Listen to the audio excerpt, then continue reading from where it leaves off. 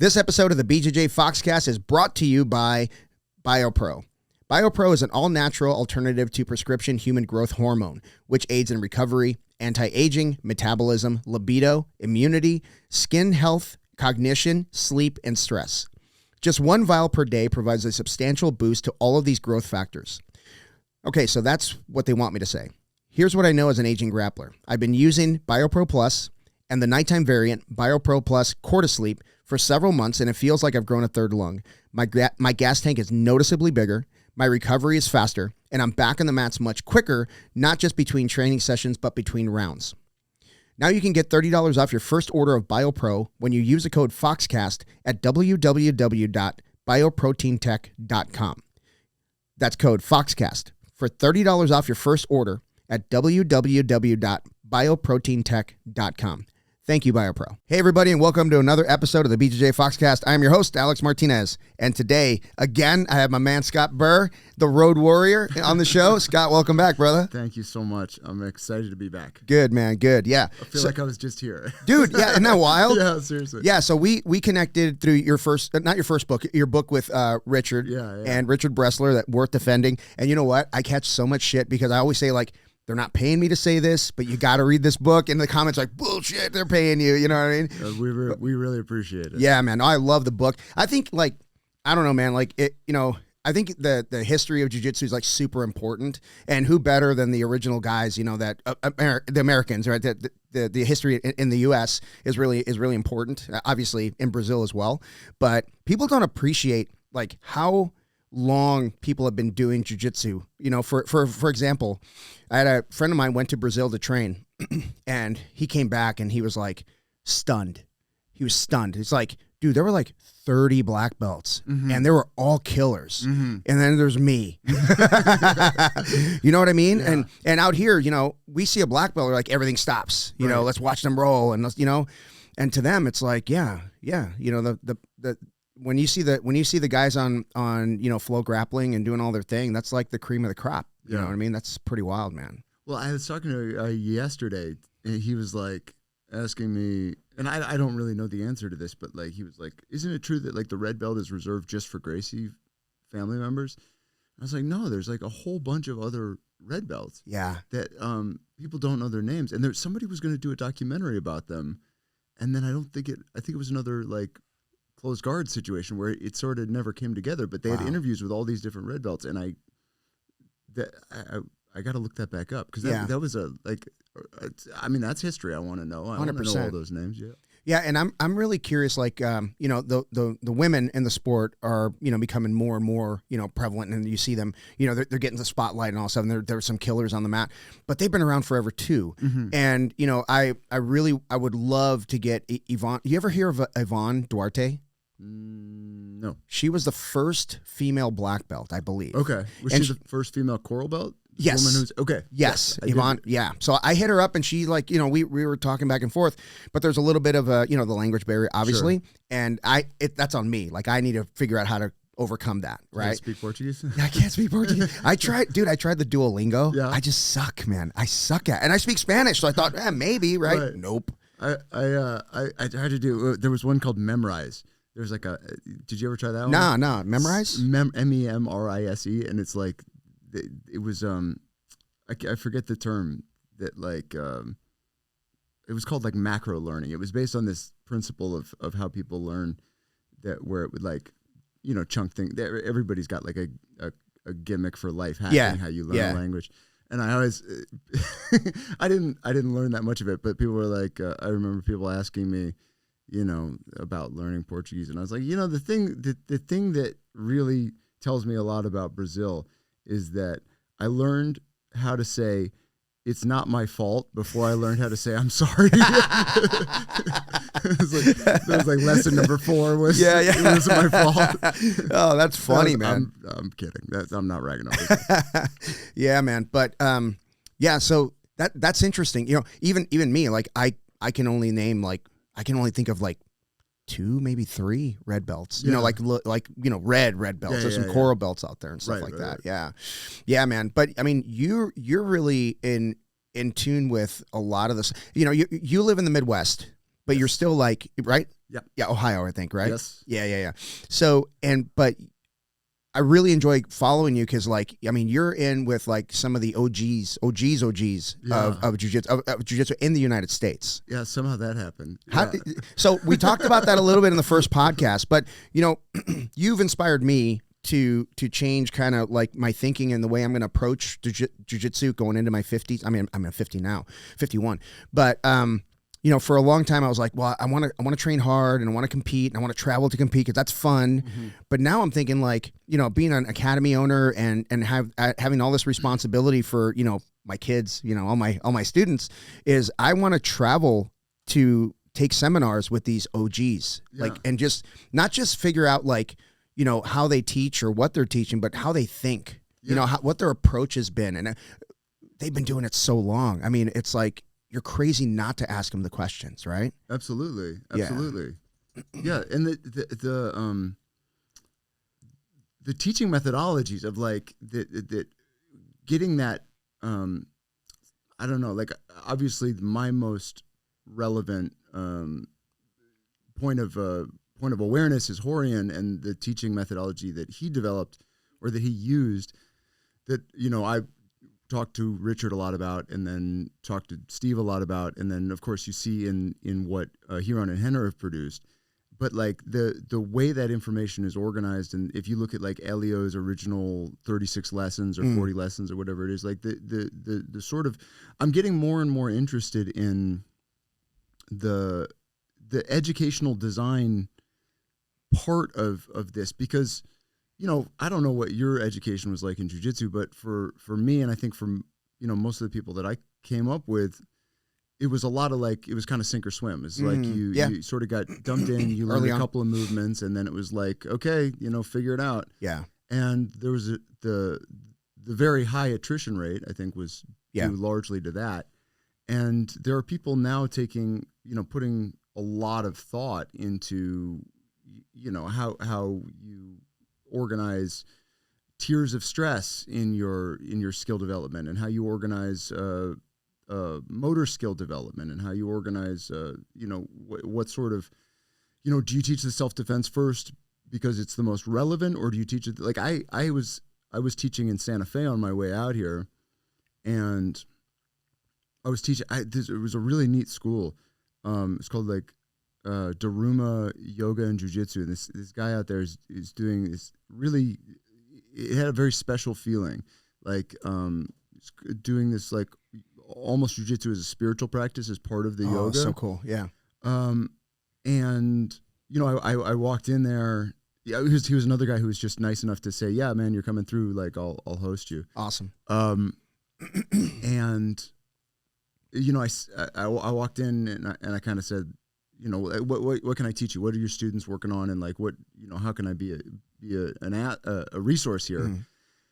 And he's an art of jiu-jitsu black belt, and then he's very focused on yoga and stuff. And he's like, you know, I was like, well, my lineage is through Steve Helson, through Steve, and then Rickson, so it's kind of like self-defense jiu-jitsu, that sort of era of jiu-jitsu. Yeah. And he's like, you know, we don't really focus on the self-defense,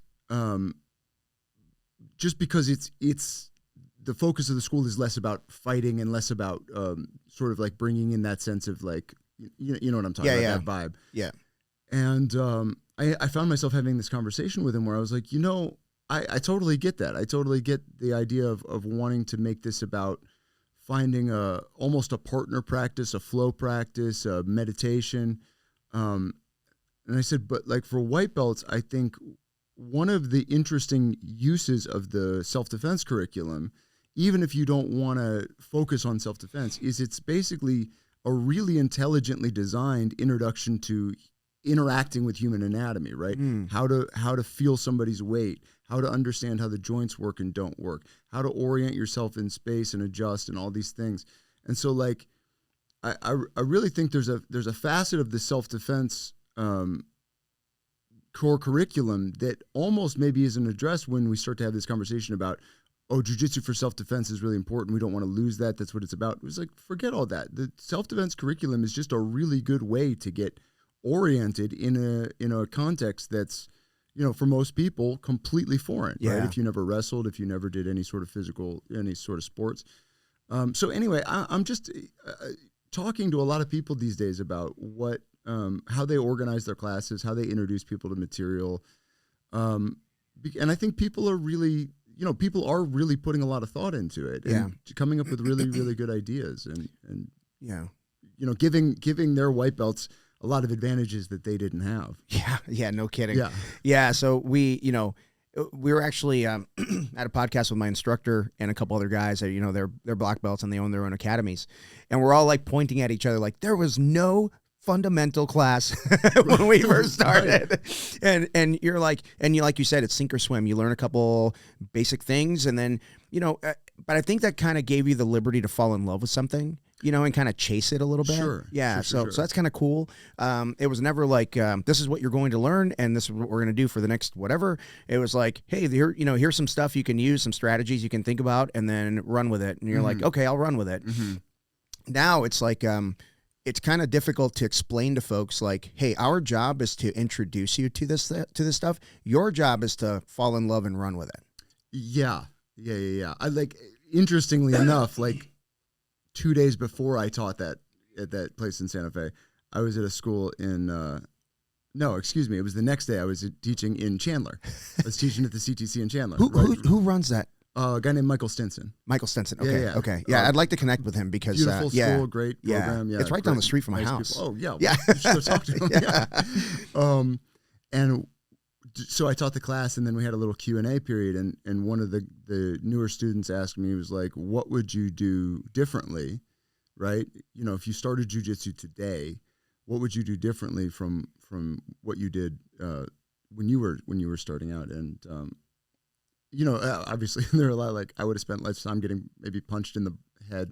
I would have developed some skills before I was just like, okay, go punch that guy. Yeah. But what I actually ended up saying was I don't really know what I would do differently, but I can tell you that one of the things that I would do the same is that when I was coming up, I would see Steve, especially through blue belt, purple belt.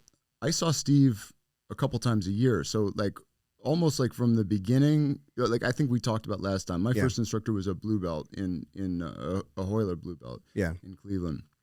And at that school, it was a really neat program because it ended up with this very collaborative feel. People would bring things in and the head instructor, Darren Branch, he was running the classes and he was at the head of the pack in terms of he was always competing, he was always learning, he had all kinds of information and answers. But everybody, people were definitely seeking out information and trying to develop things and trying to figure out what they were going to do in their game and all those things. Yeah.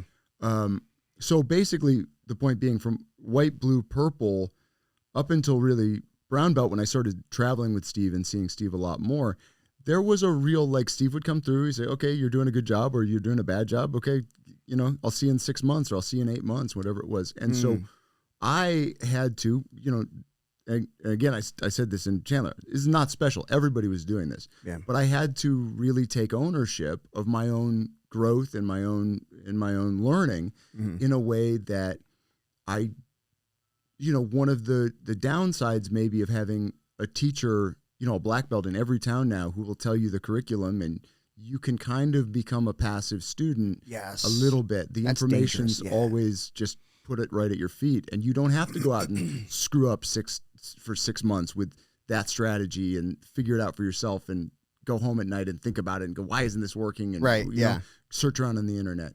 You don't have to do those things. You can still do those things. And of course, a lot of people still do those things. But basically what I said to him is, recognize that this is about your relationship with jiu-jitsu, and it's not your teacher's job to sort of get you to the mountaintop. It's your job the teacher's supposed to be a resource for you to get where you want to go. Yeah. And so, own your own journey. I think, so I don't know. It's that double-edged sword of now there's a lot of access to information, but we sort of take it for granted, maybe. Yeah. That we have it. What kind of access did you have when you were doing that, traveling to Steve and stuff like that, and coming back and having to work on it? I mean, did you just have your training partners? Or did you buy like VHS or the Gracie mag and stuff like that? Yeah. I mean, it was like, that was the era when everybody was buying. I feel like there was a very specific era when I got involved when it was sort of like of course, like there were early VHS tapes and there were DVDs, but everybody was putting out a book, right? BJ put out a book. Anderson Silva put out a book. Sala put out the Jiu-Jitsu University. There were the Gracie like submission essentials.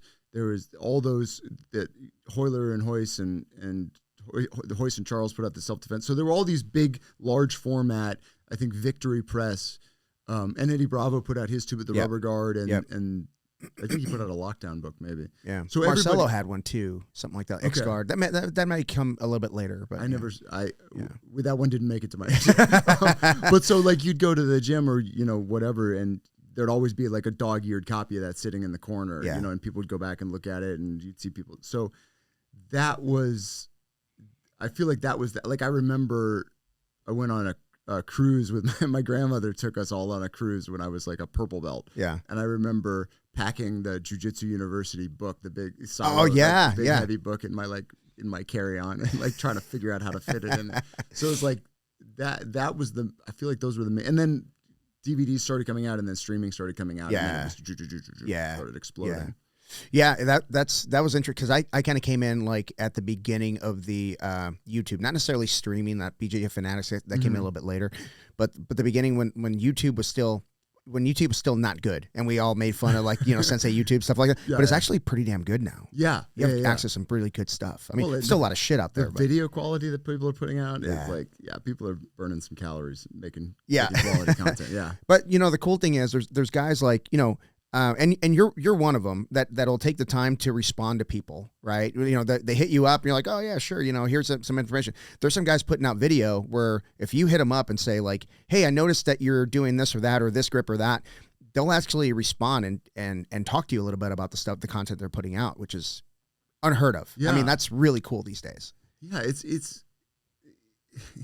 that gets into a whole conversation about like the attention economy and like strategies for how that's changing the landscape. So yeah, that's like that. There's interesting stuff going on. Yeah, like technologically, has obviously everything we're talking about here about like access to information and like people will flood your inbox with information now. Like, could you imagine getting emailed like technique videos like weekly or even more frequently when you were starting out? You know what I mean? So it's like all of these ways that people are really trying to court you, to follow them and stuff. Well, now there's little ways for them to monetize, right? So you can subscribe for real cheap, like $5 a month or something like that, and forget that you ever subscribed. Then you subscribe to another guy and another guy. Next thing you know, you're $100 in. But those things can happen, right? But I think like if you're putting out valuable content and you're taking the time to respond to people's messaging, you can be pretty successful on the online market. I mean, Well, I mean, it's like, are you providing an actual resource? Are you providing something valuable? Theoretically, if you're providing something valuable, you will be valued. Yeah, for sure. So is that your approach, going back to the seminar you taught in New Mexico where you talk to the owner and kind of see what the vibe is, number one? Number two, like what they're kind of working on and build off of that? Or do you come in ready with a curriculum of your own? So I really... It has become very clear to me this trip in a way that it wasn't before, that I am a counter puncher. Okay. I am really good if you ask me a question or you tell me your what the difficulties you're having. Yeah. But coming in and just giving you like I don't know, almost like a little show of it's like, a performance. Yeah. Absolutely. It's not really my I used to do so for a long time. Maybe this is just laziness. For a long time, when I was running the gym I was running in our town, I would do, I'd do the thing. You sit down, you come up with lesson plans, you come in, you teach those lesson plans, you're thinking about, where everybody is in their progress. And so that was great. And I did that for a long, long time. And then I sort of shifted it, and it was sort of due to, I guess, maybe the same attitude we're talking about like taking ownership of your own process, where I'd say, like, I put up a big whiteboard in the gym, and I put everybody's, I think originally I put everybody's name on it, like all my students. Wow. Which I didn't have that many students. Okay. That's still a lot of work. Yeah. And I said, okay, here's what I want. I want, like, we have our class, then we have our open mat, and during open mat, when something doesn't work or you don't understand what's going on, get up right then and go write it next to your name. Oh, I love it. And then the next day, the next time you're in class, when I start class and we go through the warm-up and then I say, okay, who has questions? You don't have to remember. You don't have to look in your notebook. It's right there on the board in front of you. And whoever I used to say, whoever speaks up first, basically they get a private lesson. Like, the class will be about what you want to talk about. Oh, cool. So, and depending on the class, we'd get through, and I mean, it usually worked in that what somebody was struggling with, oftentimes everybody else in the class would go, oh yeah, that you're right. That I have the same problem or whatever. So yeah. It always ended up being hopefully relevant. I never got any terrible feedback about it. Hopefully relevant to everybody in the class. Yeah. And it's at least as relevant as if I had prepared a lesson plan about something I wanted to talk about that may or may not have been relevant to them in the first place. Yeah. So I started really orienting my my lessons just around trying to really directly engage with the student right where they were. The analogy I've always used, and I used, like, there's some little videos on my website, and I say basically, like, we're all hiking up the mountain. We're all trying to get to the top of the mountain. The idea is I'm farther up the trail than you are, because I've been hiking longer than you have. Yeah. And if I prepare a lesson plan based on what's around me on the mountain, that may be useful to you, it may be interesting to you, or it may be completely out of your realm of sphere of awareness or understanding. But if you tell me what you're looking at on the mountain, I can usually say, like, oh, I remember that part of the trail, and I remember this part, and I remember what's coming up. And okay, when I was a blue, I remember this. When I was a blue belt, I was sort of thinking about it as, like, positions were lily pads, and your job was to get to the lily pad, and then you would swim between lily pads when you had an opportunity. And that concept, okay, so let's tweak that concept a little bit, because I'll tell you the tweak that got me from blue belt to purple belt, where the concept is similar, but it's a little bit more than that, right? Yeah. So I could kind of get right to, ideally, I could get right to where they were, and sort of show them, shine the flashlight on the next 10 feet of trail. Yeah. And so I really like one of the things I keep saying to people is, like, my goal when I go into a school or go into a private lesson or whatever is, like, I want to be as useful as possible to you in the brief time we have together, right? Like, I'm a resource. I have this information that I have. I'm not saying I'm saying I have a body of information that I've learned over the years of trying to understand these things. I'm not done trying to understand them, but I have some information. And the more of the information I have that you get, and the more that the information that you get from me is relevant to you and helpful to you, the happier I am. Yeah. Right. Yeah. There's nothing I hate more than feeling like, I walked in and I taught something and nobody really got anything from it, or like, and this goes beyond this to say, like, another part of this was the realization, like, if you don't care what I have to say about jiu-jitsu, then don't train with me. And that's fine.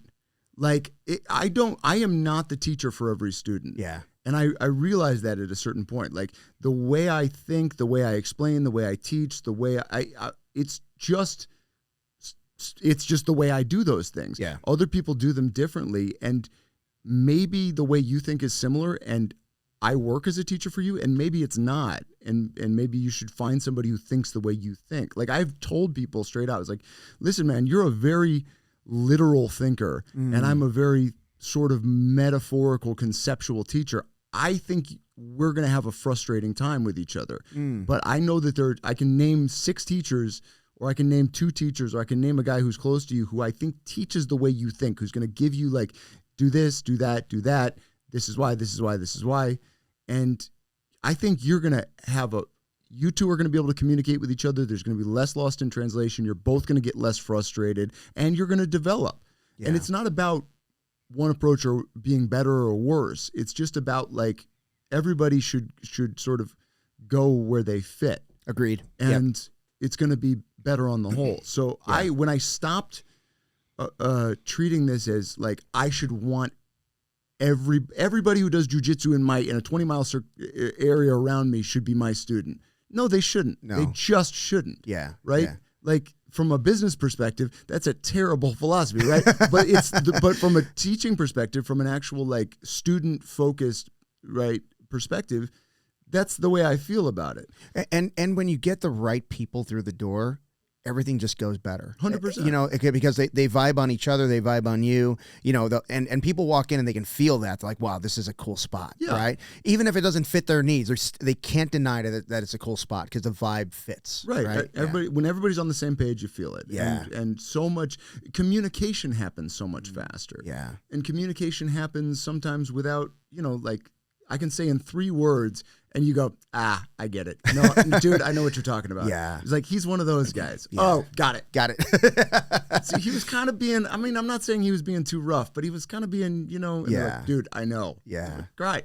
We don't have to do 16 laps around this. Absolutely. And I don't have to worry that you didn't understand, and you don't have to worry that you didn't like, so when I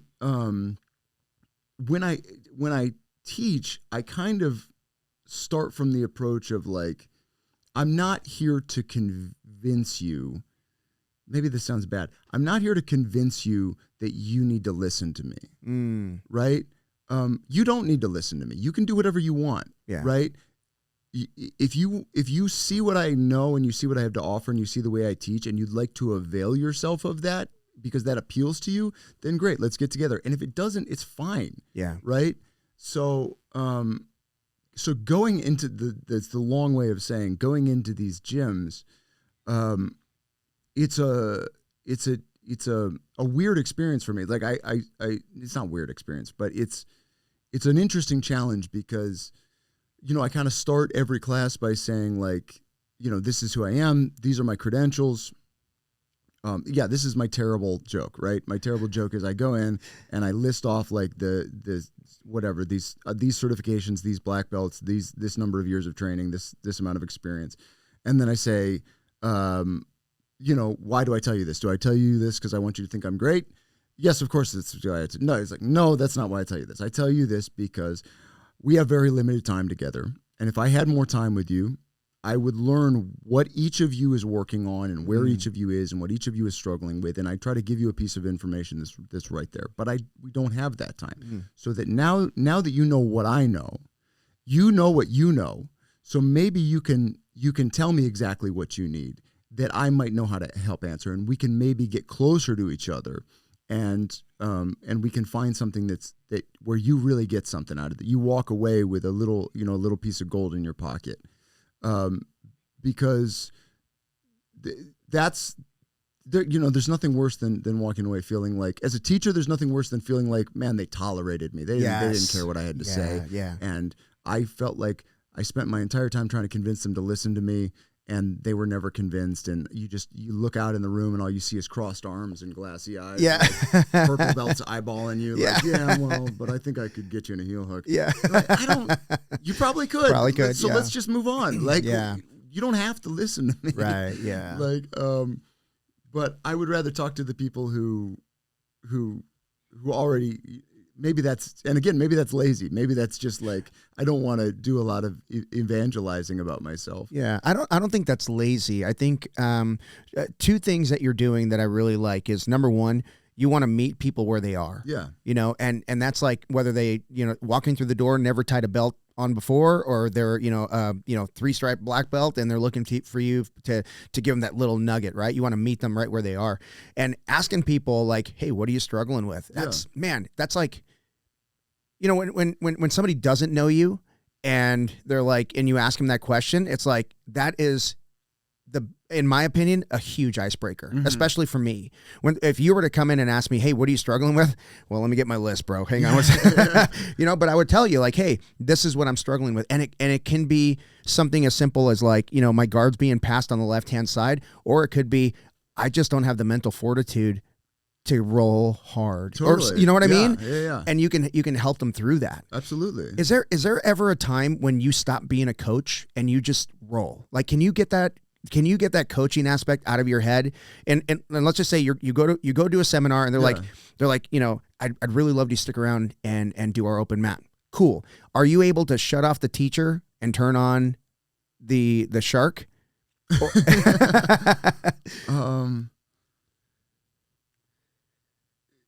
It's tough, ain't it? Well, I don't know. Like, so wow. Okay. I didn't mean to stump you on that one. No. Yeah. It's like I have a hard time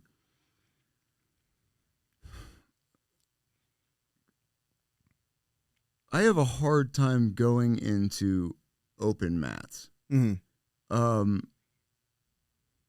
Because wow, okay, so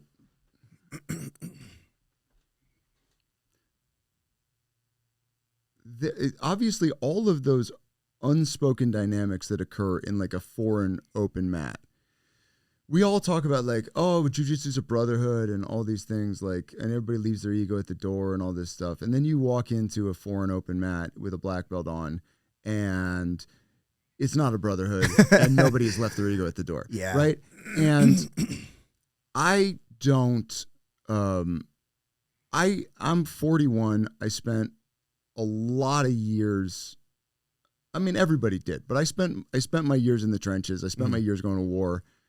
And I frankly I don't have any more questions about whether or not I'm tough or whether or not I'm gritty. Now, that doesn't mean I've proven to myself that I am. It means that I know how tough I am and I know how tough I'm not. Yeah. Right? And so it's not interesting to explore that question anymore. Oh, cool. That's interesting. Okay. And so if I'm going to go to an open mat, if I'm going to roll with somebody, I'm going to do it because there's something that I want to work on or learn.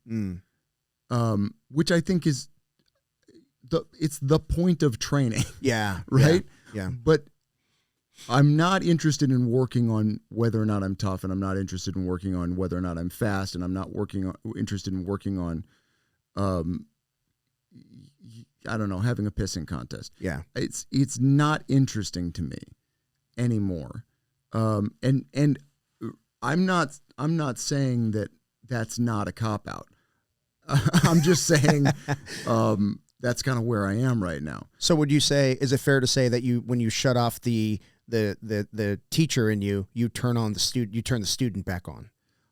Well, I think so it's an interesting line to draw, right? Because I think what I am is an explorer, right? And when I'm teaching you, I'm trying to explore the thing we're talking about and articulate it with the benefit of my sort of vocabulary and experience, as much as I'm trying to explore when I'm you know, when you ask me a question that I have to really think about and solve. It's like, okay, put me in the situation. Tell me about what's going on. So this, and then this is happening, and then this is happening. Okay, let me think about this. So the idea here is that the guy's got neon belly and he's got this angle on you and he's making all these threats. Okay, so if our priorities are this, and if our concerns are this, and if our opportunities for movement are this, then I think the basic mentality needs to be like this or like that, right? Yeah. So we're sort of having a conversation about this thing, and just like you and I having a conversation right now, we're sort of, I mean, exploring maybe a little bit the wrong term, but you and I are sort of searching for shared understanding, shared answers. We don't know where the conversation is going to go. We don't know what we're going to discover. And often what we're discovering is not things that we don't know. It's things that we don't know that we know, or that, the ideas that haven't quite crystallized completely. Yeah. And so that searching, that I guess I'm going to stick with the word exploration. That's student, teacher, practitioner. That's all the time. Yeah. Right. And so, again, that's why I say, like, things like, am I tough? I kind of explored that. Yeah. Right. So it's not that interesting. And like beating a room full of people or beating half the people in the room, unless there's something specific that I think would be interesting, like, like for example, I might say, okay, I want to roll with everybody in the room and I want to see if I can make everybody in the room put me in a headlock by how I screw up my underhook escape. Yeah. And then I want to work on my headlock escape. Got it. With a bunch of random dudes who don't know that this is what I'm working on and really want to try to keep me here. Yeah. And they don't. So that might be interesting. Yeah. Right. But I wouldn't want to, it's not fun anymore to like go out and see what happens. Gotcha. You know what I mean? Yeah. So I don't, and again, I don't know if that's a cop out or if that's, no. I don't know if that's cowardice or maturity. No, I think it's a level of maturity that we all aspire to, right? Because, a lot of people will refuse to put themselves in that headlock because they don't want to be the guy that the guy got in a headlock and couldn't get out. Yeah. Potentially, right? Well, don't get me wrong. I want to get out. Yeah, no, I get it. I get it. But there's even times when I'm rolling with one of my guys and I'm like, well, I'm going to put myself in a bad situation and my ego fights. My ego's like, do you really want that guy to be the guy to be talking about they passed the professor's guard tonight? Yeah. And I'm like, that's when I struggle with it still, you know what I mean? And that's something I got to overcome. Well, to be perfectly honest with you, it is the main reason, it's one of the main reasons that I ended up closing my gym and creating the thing I ended up creating, which was that I needed a space. I was like, as a student, I need a space to fail. And if every time I fail, there's a thing about it in the room, that will seriously hinder my ability to keep moving forward and exploring. I was like, so I want to create this space away from the sort of maybe the main herd or the main culture of jiu-jitsu, with just people who get it, right? And they get that their job is to help me find my weaknesses. Yeah. And so when they exploit those weaknesses, it isn't a thing. It's just we're all students. We're all trying to figure this thing out. I love it. And I wanted to be able to be that guy again without having to explain it when it happened or get into that weird thing of like, well, I let you get that. Oh, did you really? But you couldn't get out. Like, I don't want to do any of it anymore. It's such a waste of my time and my energy. Yeah. And so so my answer to it was not actually to become that mature. My answer to it was just to step away from the game. Wow. And I don't know that, I don't know. I don't know. I think it would take somebody with actual maturity to stay in the game and do it and not care. And I think, I don't know, man. There was a time, it may just take somebody with more energy than I have anymore. Like, I think there was a time when I was a purple belt, or like, for example, when I got my black belt in jiu-jitsu, I went to a little in-house tournament, and this guy showed up who had been, I might have told you about his name's Gazaros Gregorian. Mm-hmm. He was on the Armenian Olympic team. He was my judo coach, and he was at this little in-house tournament, and he threw everybody, like took everybody down. And I was like, well, I don't have that. Okay, so I need that. Yeah. it's like I'm good at fighting on the ground, but I'm not that great at getting people to the ground. And I mean, I had okay takedowns, but I didn't have that. Yeah. So it's like, okay, I want to feel about taking people down the way I feel about what happens once we're on the ground. I want to just, everywhere we can go, I've already been there, and I know what's going on. And so I walked into that, the judo school, put on a white belt, and got my ass kicked for, however long I got my ass kicked.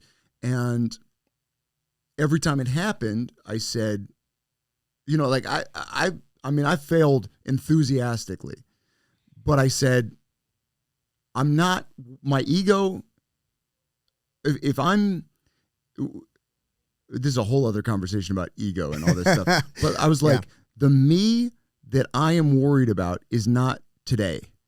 The me I'm worried about is the 6 months from now me. So my energy, my judgment, my ego feelings are invested in that guy. Yeah. And so if today's Scott's ego is hurt, don't worry about him. Worry about 6 months from now. Gotcha. Him. Okay. And 6 months from now, him is going to not get thrown so much. And then 6 months after that, he's going to start throwing people. And a year after that, is going to be throwing everybody. Yeah. So I'm going to invest my attention and my focus in investing in him and not investing in myself. And so I could, it was a very effective tool for managing that ego clench that happens when you fail in front of people over and over, and that guy throws you who you didn't want to have throw you, and that guy throws you when you didn't want to get thrown. But it takes mental effort to do it. And at a certain point you get really exhausted by it, and the reward for it is that you get to keep doing it. And at a certain point you get like, okay, I'm just a little tired. I just need a break from doing that little mental move that's going to get me past the sting of right now. Yeah. So I think, I guess we started this by saying like somebody with maybe actual maturity or more energy could probably stay in the scene and do what we're talking about. But I sort of feel like I don't I don't have the juice for it anymore. I hear you, man. So let's talk about that that group that you sought out or put together or whatever that's helping you find those weaknesses and work on it. I'm assuming it's more than just physical, right? It's all of the above. Who is it that you train with that's helping you mature into the person that you want to be? That's 6 months from now. So originally there were 5 of us. It was like my 4 senior students and me, and that was the group. And it was people who were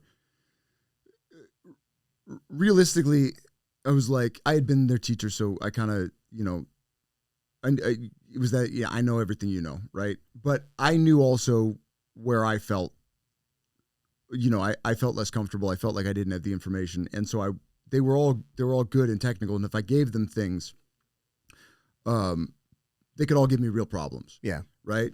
So I could use them to get, I think one of the things I've said before is that I got pretty good, and I think a lot of us get pretty good at getting what you need from your training partners. If you're the head of the school and you're kind of like at the head of the pack a little bit, you have to start, maybe your training partners aren't able to give you the problems that you need to be given, so you have to start giving yourself those problems. Like this, like Rickson talks about, put both hands in the belt, put one hand in the belt, those sorts of things. So your training becomes very focused on finding ways to get what you need. So it goes back to this, like, are you the teacher or are you the student? It's like, right, you have to kind of, you're everybody's coach, including your own. Yeah. And then, so there were 5 of us. It was a nice group. And then COVID happened and things got, people, we weren't training. And then when we started coming back, things didn't quite gel again. And there was some politics. And now it's me and my, 2 of my students. Gotcha.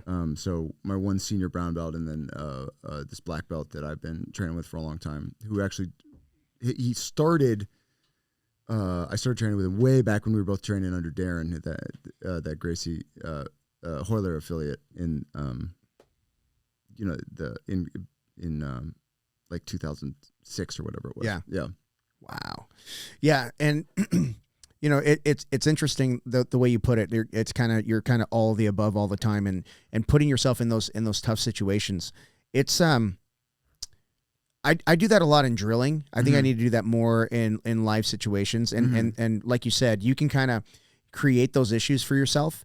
And there's other ways to do that. You find somebody, bigger than you are, and they can give you pressure. You find somebody with long legs, you can practice not getting triangled, and you can practice all that stuff, right? Totally, yeah. And, a lot of folks that I know that, are academy owners, and, they don't compete as much as they used to because they feel like they can't get enough, the right kind of training.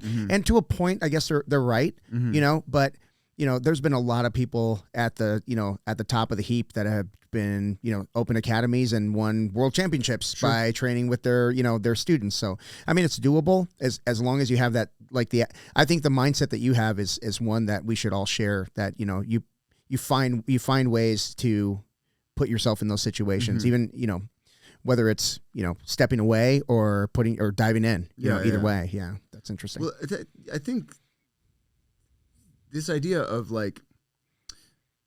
and I've had some interesting conversations with people, for whatever reason, I end up in these conversations with people who, are in their 40s and they just got their black belt. And and what I've sort of observed is that they're really torn, because on the one hand, they really want to represent their rank. Yeah. And they really feel like they're supposed to represent their rank. And on the other hand, they're saying, it's not a no-brainer to just go balls to the wall with some purple belt now, right? And if I start in, if I get hurt, it takes longer to heal, and I don't get to train as much as I used to because I have a job and I have kids, and so they're saying what is my responsibility to my rank, and then what is my responsibility to myself? And I've basically ended up telling a few people that, your time is your own, your energy is your own. If you're going to, rolling is a bargained for exchange, right? I'm going to put myself at risk. Basically, I'm going to expend time and energy. And I can do those things with a community mindset, right? Meaning, okay, it's good for the white belts and the blue belts if I roll for them. But I also should be thinking about, why am I doing this? What am I, it's kind of that what's in it for me thing. Yeah. Right? Just in that, you are giving a lot. And if you just keep giving a lot, and I found this for myself, if you just keep giving a lot and you just, anybody who says you want to roll, you say, well, I can't say no, so okay, let's go. You do that over and over again. And the thing is, behind that blue belt, there's another blue belt. And behind that blue belt, there's a purple belt. And behind that purple belt, there's a white belt. And behind it, there's an ocean of people stretching off into the horizon. The phrase I've started using is, I know why you want to roll with me. Why do I want to roll with you? What you're asking me to put myself at risk. You're asking me to take my time, energy, knowledge, and potentially, put myself potentially in harm's way. What am I getting in exchange for that? Yeah. Right? I'm not just obligated to roll with every single idiot with $20 in a pulse, which is the other reason I sort of closed the gym. Because if you have a gym and you're the head instructor, any idiot with $20 in a pulse who walks in the door, you can have your mat enforcer or whatever, but there's kind of a vibe of no, you need to give me your business card. Right? It's well, there's more to my life than that, right? I'm worth more than that. Yeah. So I don't. I have to respect myself enough that I don't just put myself in front of every oncoming car. Yeah. You know what I mean? That's you want to talk about self-defense? That's dumb. That's a dumb strategy. Yeah. And I think that's true for any kind of transactional relationship, right? You don't tell a guy on a plane you're personal your personal life, right? It's the same thing, man. Yeah, like you said, $20 in a pulse, man. Pay a mat fee, and I want to roll with a black belt. Hey, good luck with that, man. You know, yeah, that's an interesting. I like the way you put it. Like, you know, it's time, energy, harm's way, all that stuff, all the things we need to consider because recovery is getting harder and harder. Right. So you got to get more out of your rolls than you used to. Yeah. Well, and I often say this because the flip side of it is it's not okay. In a perfect world, we'd have infinite energy, we'd have infinite time, we'd have infinite tolerance for going to war on the mat, and we would say yes to every single challenge. Okay. But the practical reality for most of these guys is the unspoken thing they're saying when they say these things to me is, am I going to be able to keep doing this? And they're starting to think maybe I'm not. You know, maybe I just can't hang anymore. And so if we are in a sport and a culture and a community where we keep losing our elders and our senior people with knowledge, what future do we really have? So just for the sake of thinking about the good of the community, we have to think about how we keep those people in the community. Yeah. Right? I mean, I don't think I'm telling tales out of school here, but like Steve and I one time had a long conversation because he was, he was a monster through his 40s, monster well into his 50s. And then he got near 60 and he got into his 60s and he's a 60-year-old man. Yeah. And he's a badass and he's in incredible shape and he's full of knowledge, but he's not a 25-year-old who's just going to go apeshit with no concern for the consequences. Yeah. And so he's walking into gyms all over the world and people see him and they go, oh, here's my chance to tap a 6th degree. What if I did well against a 6th degree? What if I... Yeah.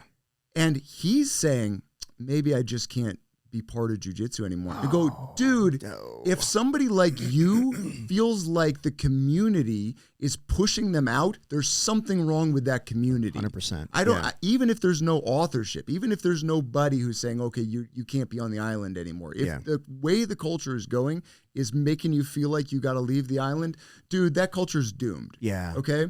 So one of the simple things is, remember that if you're giving something, you ought to, like, you're taking time away from your kids, you're taking time away from your job, you're taking time away from your wife, you're taking time away from other things you could be doing. Don't give it to any jackass who asks for it. Your time is valuable. It's valuable inherently, and it's valuable in that you've spent however many years, 10 years, 15 years, 20 years to get this knowledge in this black belt. Don't tolerate people who want to treat you like a piece of exercise equipment or a punching bag. Wow. You don't owe them your time and energy, right? So that's a long-winded way of maybe justifying saying no to a role when you say, you know what I mean? But I think for your own health and sanity and your own safety and the good of the community at large, it's what has to happen, So that's why I say, like, I go into one of these rooms, and if anybody wants to, like, roll with me, like, I'm either going to have something that I know I want to get from this, even if you don't know you're giving it to me, or I'm probably not going to do it. Because the other thing is, like, I went through way too many roles. Like, I sort of toward the end of running that gym, I went through way too many roles where we clapped hands, we started, and it was like I realized, oh, okay, we're doing this again. Like, okay, I have to, like, even the effort of, okay, now I got to beat you, and the reward is that I get to beat you again. Right. And the reward is that I get to beat you again. I'm getting nothing from this, and you just are so full of pep, and it's so exciting to, maybe when I pull the lever this time, I'll get a jackpot. Like, I don't want to, my time and energy are worth more than this. Yeah. I have other things I could be doing. I have my life that I could be giving this time and energy to, and instead I'm giving it to you, who clearly wants to take something from me in a very selfish way. Why am I serving you? Yeah. Right? Yeah. So, but I also realize, like, maybe that means I'm not supposed to run a gym anymore. So I don't know. No, I think Man, I got chills when you were talking because I get that from a lot of my, I got a couple brown belts that, and they have a history, man. One of them was a, high school, college, and professional wrestler. So he never had a chance to really take care of his body. Yeah. And he's knocking on the door of 50 if he's not 50 already. And he's just looking at me like, I don't think I can do this anymore. Yeah. And I'm going to share this with him because what you just dropped is huge, man, because there's a lot of people my age, I'm lucky, man. Like, athletics is something that I loved all my life, but I was fortunate that I was undersized at a later age. In high school, I was I couldn't play football. Okay. I was too little, so all the knees and shoulders and elbows that could have happened never happened because I was a swimmer. And then when I got in the military, I did a lot of stupid things with my body, but no major injuries. I never required a surgery. I had my first surgery in my 40s. The only bones I've broken are fingers and toes. So I don't know what he's going through, my friend John. And John's going through stuff. I mean, dude, if you watch some of his pro wrestling stuff, it's amazing he's still walking, right? And we're talking fused and all this other stuff, right? So you're absolutely 100% right. He's invested so much of his life into grappling. He's got to get something out of it. Yeah. Well, and like what? Right now, jiu-jitsu is good for him, and his presence on the mat is good for other students. 100%. If he leaves, that's two negatives. Yeah. So how does he create an environment where he stays on the mat until he's 60, 70, 80, right? Yeah. We need to figure out as a culture, we went through all this time post-UFC jiu-jitsu culture of weeding people out. Yeah. And now we need to figure out how to keep people in because, like I said, we keep losing our elders. We don't have a future. Are you the only one talking about this? I don't know. I mean, I think people are. I mean, I haven't listened to everything or talked to everybody, but I haven't heard this, man. Yeah, no one talks about this. No, okay, no. Well, I think you need to talk about this more, man. Okay, because it's powerful what you're saying. Because you started martial arts at a much younger age than I, and with the experience and all the stuff you put your body through, like I feel stupid asking you that question. I really do, because I didn't know this about you, right? I didn't know how you felt about this, and I didn't know how much you put your body through. I just don't know. But in hearing this, I'm going to be much more careful how I ask questions and how I talk to people. This is a huge education for me. What specifically? The one where you turn off the teacher and turn on the shark, right? Because no. But I feel stupid is the wrong word. I'm glad I asked the question because I wouldn't have got this otherwise. Yeah. But this kind of exchange of knowledge, like, what you talked about earlier, we don't know where the conversation is going. Totally. I got fucking chills, dude. You know what I mean? Yeah. So it's awesome. I love it, man. I fucking love it. So yeah, it's this is, believe it or not. So I've got John. Yeah. And then I've got another friend who's also one of my brown belts. And he's knocking on the door black belt. He's 56 years old. And we're talking, this guy played college football at a super high level. And everybody, he will never say it, but everybody that knows him from back then will say that he probably could have gone pro, right? And it's very rare. And but he's had an amazing life. He's a great guy. He's influenced a lot of people, and he's the one. Every other conversation with him, he's a dear friend. Every other conversation is like, I don't know that I can do this anymore. And I'm trying to help him. Hey, let's find a different path. Maybe your path is teaching, right? And we can find that path for you.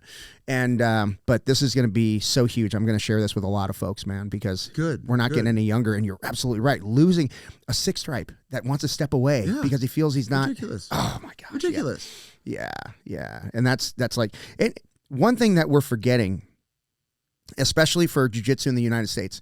Our legends are living, man. Yeah. We got to take advantage of these guys and learn, you know what I mean? Learn from them, take advantage of their knowledge and learn from them, keep them around somehow, right? And that I love what you said about the exchange, right? If I'm going to roll with somebody who's my senior or my elder, I'm going to provide something, right? Rather than just take. That's awesome, dude. That's awesome. That's something we got to, if more, I mean, I feel that if you've got a jiu-jitsu purple belt, I think that person has enough emotional intelligence that they will apply that knowledge if you share it with them, or if you ask them to, right? Because a lot of the, I hate to say this, but a lot of the assholes are weeded out early. Not all of them, There's a few that slip through the cracks, but most, a good majority of them are. because of ego and they can't handle that, the losing part and all of that. But no, this is, I got chills, dude. That was awesome. That was I awesome. think there's another part of that, which is that like this sounds maybe like I'm ragging on like lower belts and stuff. And I remember, I mean, I feel like I can speak to this because I know that I was that guy on more than one occasion.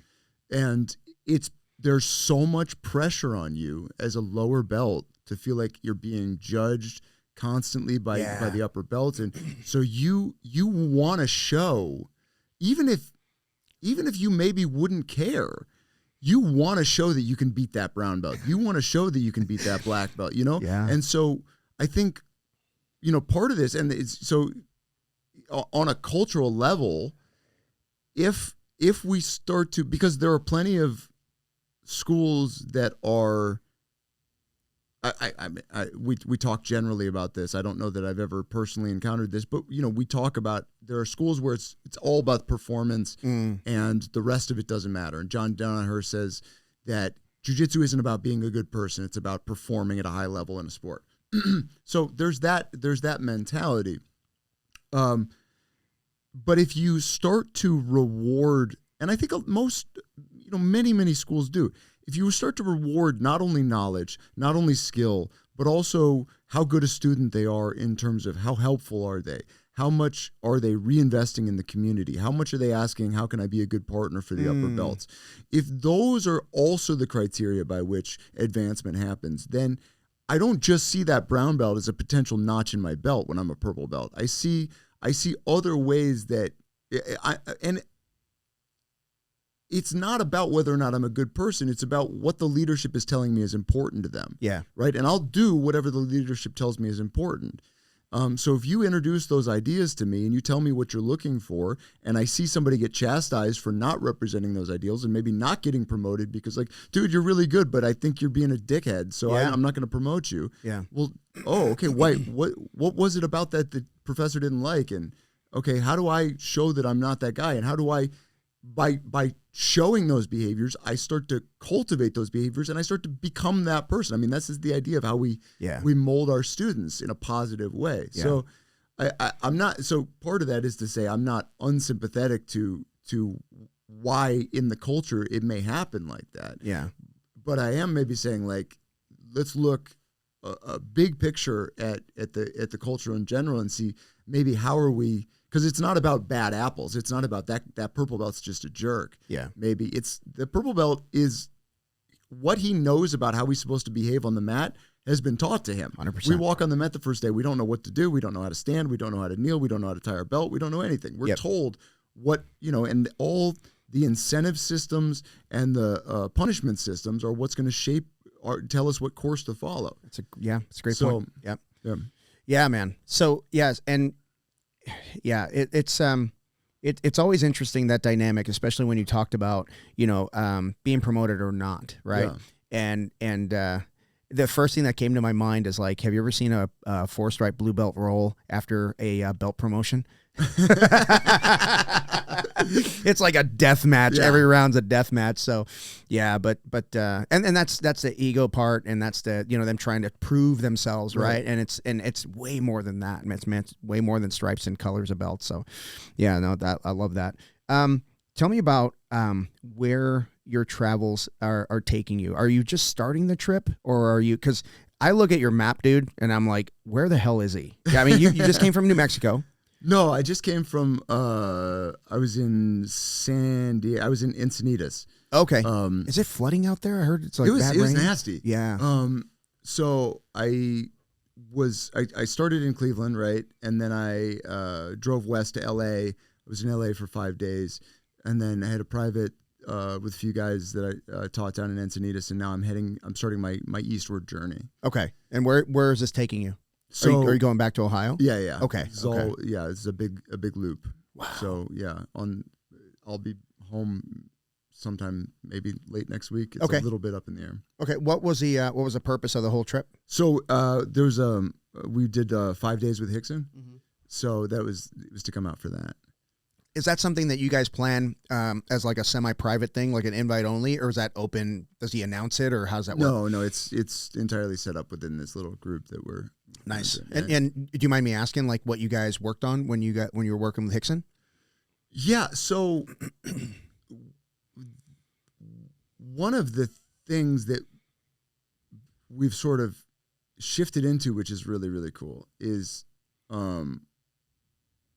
it's been very focused on how we teach these ideas moving forward. So not just covering the material, but how we would start to help transmit it forward, which is sort of part of the bigger mission for him and for the JJGF, is how you preserve that aspect of the art. Is not just about having people who understand it, but how they would teach it and how they would structure that learning for new students and for everybody, but largely how we introduce new students to these concepts so that they're part of their training from the beginning. And what is the JJGF? What's that all about? So the Jiu-Jitsu Global Federation is Rickson's federation. Oh yeah, he's been going at that for a while now. Yeah. So it's like it's a big basically it's a big umbrella where everybody can be a part of it, and it's sort of there to provide a space for the community to connect,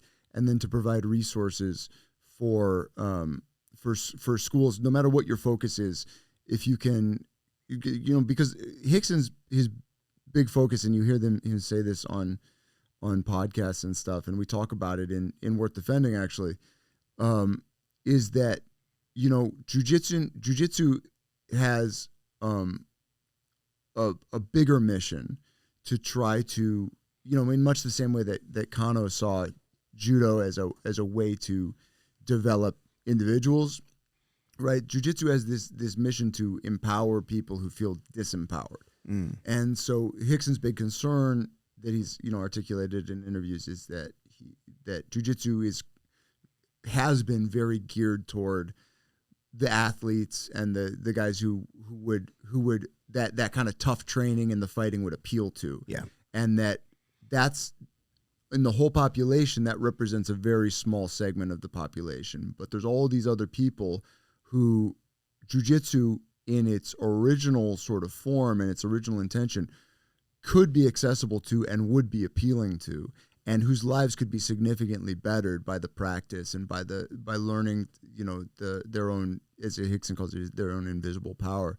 So it's designed to create a sort of a shared space for anybody in the jiu-jitsu community, no matter what your focus is, whether you're a Valley Tudo school, MMA school, you're a sports school, whatever you want, become part of it, and you have access to these different resources that he's providing through Rickson.academy, his online video library, and his self-defense videos, and the materials that are being developed right now for women's self-defense and anti-bullying and all these different things. I love it. Yeah.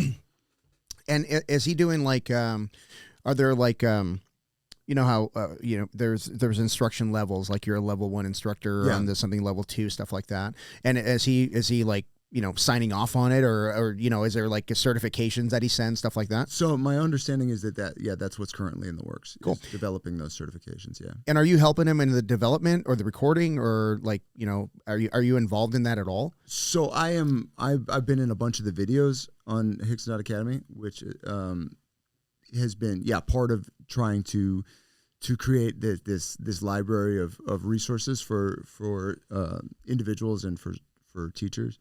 In terms of the curriculum design and these things, and like I'm sort of still just a peripheral. Rickson's got Rickson has the war room in his head, and I'm not in the war room. Gotcha. Right? Gotcha. War room is too aggressive a term, but you get what I'm saying. I know what you mean. Yeah. And and he's another one, man. Like, I'll sign up my academy today. Awesome. So I mean, it just makes sense. Yeah, it just makes sense. I mean, the closer you get to the tree, right, the fruit, 100%. Yeah, so, it's those things that you think about like, oh, I really should do that, and you just never do it. I'm just going to take action on this one and get it done. So Awesome. That'll be cool. Yeah. So thank you for bringing that. And so we talked about on the last podcast how you met Rickson, how you could develop that relationship. Yeah. And okay, I'm not going to say that you stalked him, but you were kind of following him around a little bit. You didn't necessarily look through his windows at his house, but tell me about that a little bit more. You were just like traveling to his seminars, a couple of his seminars, and he remembered who you are. Yeah. So I've been thinking about this a lot lately, because it was a very specific moment for me, because I really felt like I had reached the end of my. It was a really weird thing. So I spent a long time, like I said, saw Steve every 6-8 months, something like that, for a lot of those years. Was traveling with him more brown belt and black belt. But for a lot of that time, as in talking about taking ownership of your own progress, I had done a lot of, as we all do, a lot of experimenting, a lot of figuring out, a lot of feeling like trying to figure out what is the concept, what's the truth about this thing, how does this work? If A is true and B is true, then does that mean C is true? Okay, let's run it. All that process. But within that, I developed some ideas that, at least in my little world in Northeast Ohio, or the people I was training with in Northeast Ohio at my school and at some other schools, I was coming up with some stuff that people were like, oh, wow, that's like, no one's ever said that, and boy, that really works, and whoa, that's really interesting. So I felt like I was seeing some things. And so I went through this period where I really felt like I was really seeing some truth. And then it was like I hit this wall, and every time I came up against, like I was coming up against problems that I couldn't, it was like I was coming up against a wall, but I almost couldn't, I could just feel the wall. I couldn't see it. And so I couldn't get oriented in the problem. And it was like I literally reached the limit of what I could figure out on my own, which I guess is not that complicated to say. But I was in this really weird limbo period where I just didn't know what to do, and I was looking out. I was like, I need whatever the next thing is, and I would look out at, like, kind of all the material. We're in this era where everything's on YouTube. There's all these instructionals, and I was seeing more, but I wasn't seeing. I don't know. Just nobody was really speaking to the thing I was not getting. Right. And you couldn't quite put your finger on what that was. Yeah, and I wasn't really interested in just adding more tools to the toolkit. I was interested in it was like, maybe the analogy is better, like I was digging, and then I hit something and I couldn't find the edges of it. So I couldn't dig it out and I couldn't get any deeper. Yeah. But I didn't know what I had hit. And I just had this overwhelming sense that, from Choke and from watching interviews and from, I had done one seminar with Rickson in like 2013, a 2-day seminar. And I was like, dude, Rickson knows the thing. He's the guy who can tell me we'd use that analogy. If he's farther up the mountain, but he's farther up the mountain on the path that I'm on. And he can tell you, oh, okay, I know where you are. And this is what you're not looking at. This is what you're not seeing. Yeah. And so I really became convinced, not only because I strongly felt it, but convinced because of the way certain events aligned, that really was the thing I just needed to make my absolute priority. And so, when I met him and when I started talking to him, I was just like, I don't care. I don't care,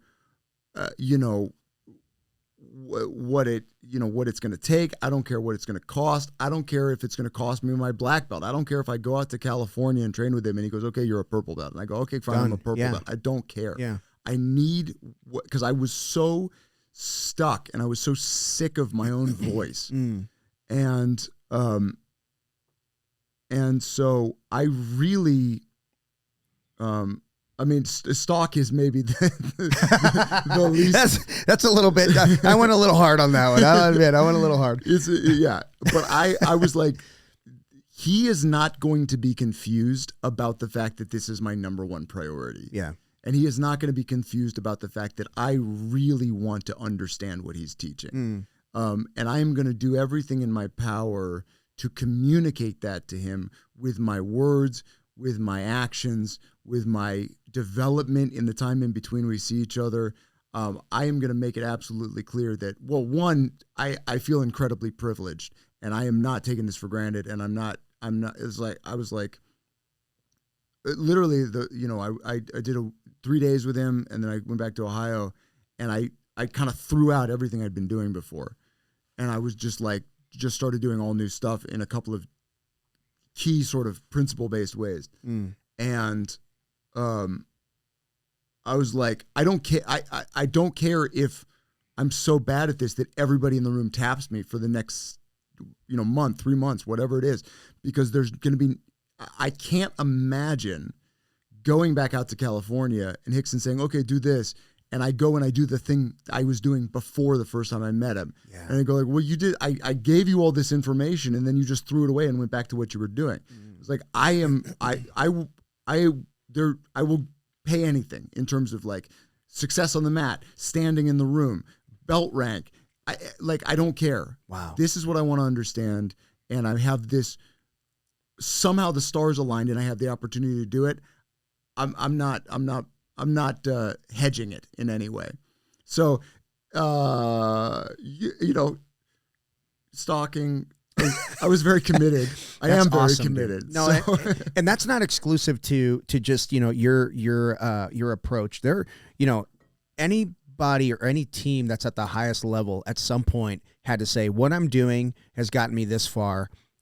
I got to change something. Yeah. And those like you that make that drastic change will make the most progress. But there is a step back. There is that fear, right? Yep. That I may need to take a step back, and just your willingness to not only give up your black belt that you worked so hard to get, because everybody, you got to work your ass off to get it. Totally. Right. And all of the knowledge that you've acquired and all the people that have influenced that knowledge, you're basically saying like, okay, clean slate. Now this is what I'm doing now. Yeah. That's awesome, dude. That's awesome. And where is your progress now? Do you feel like that step back has springboarded you into another level? 1,000%. Wow. 1,000%. Yeah. I mean, anecdotally, like, the people I was training with at the time, like the feedback I got was universally like, okay, you were a pain in the ass to roll with before. And then you went to California and it was like a switch flipped and it was like, you started doing stuff that doesn't make sense and you kicked all our asses with it. It was so being willing to, I mean, that sounds like bragging, but, no. I think one of the things, there's like a mental tool that I think is really simple but really useful, and it's like when you would rather have, when the situation you're in is worse than any other possibility, you will change. Yeah. Right. And that doesn't require the situation to be terrible. It just requires you to decide that it is intolerable for this time next week to look like this time this week. Yeah. Right. So I wrote an essay one time where I said like, acute problems get solved, I think was the title of it. Whereas like chronic problems you will live with for your entire, I gotta lose weight. I gotta do this. I gotta do that. When you go like, all right, man, I I cannot stand this anymore. I am so sick of looking at the messy garage. I am so sick of looking at this 5 pounds that I need to lose. I would rather whatever than if I look at that garage this time next week and it's still a mess, it is the worst thing that could possibly happen. Yeah. You'll do something about it. Yeah, for sure. And so I think just the decision to make something insufferable to yourself is a really powerful tool. Yeah. Right. Because a lot of times, I don't know, it's like a lot of times we think we need to know, like if we're monkeys swinging from vine to vine, it's like we need to know what the next vine looks like before we let go of the last one.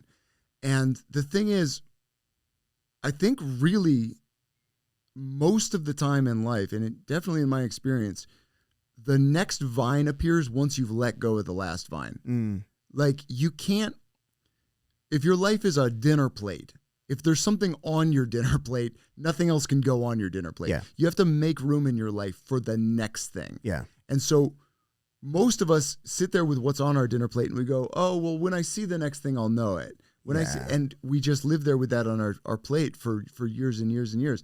But when we go, I can't stand looking at this anymore. I got to throw it away. And if I sit here without anything on my plate, that's better than sitting here with this on my plate. I'm sick of looking at it. Yeah. When you just decide to do that, and maybe it's not a decision. Maybe it's an accumulation of frustration. Maybe it's whatever. But let's assume you can decide that. If you decide that, in my experience, that is when things actually change. It's not when you come up with the plan for what the better thing is. Right. It's when you just say, I don't want to do this anymore. Yeah. I don't know what I'm going to do, but it ain't going to be this. Yes, exactly. Yeah.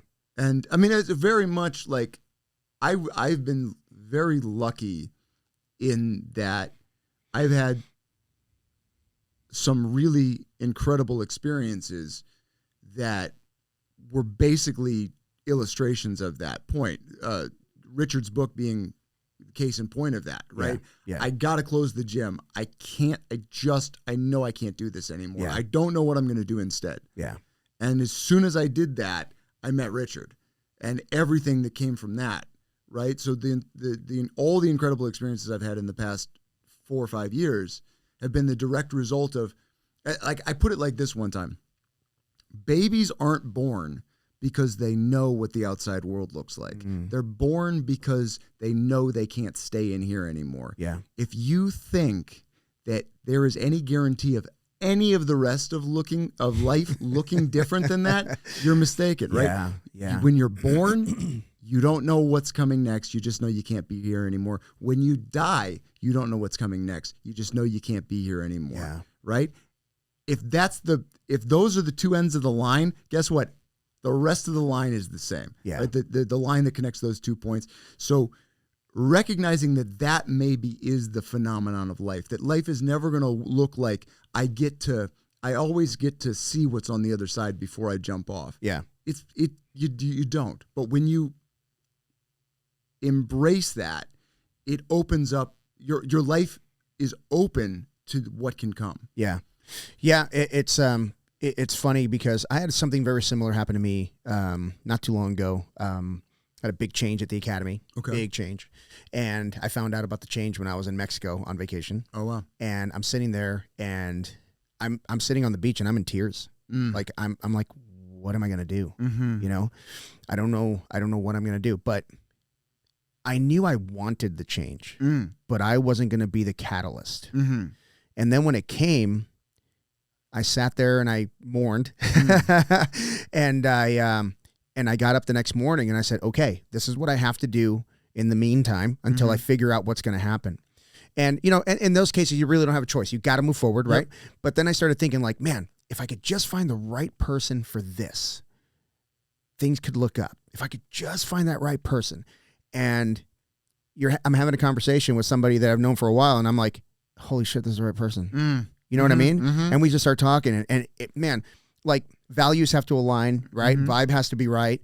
And next thing you know, that whole situation went away.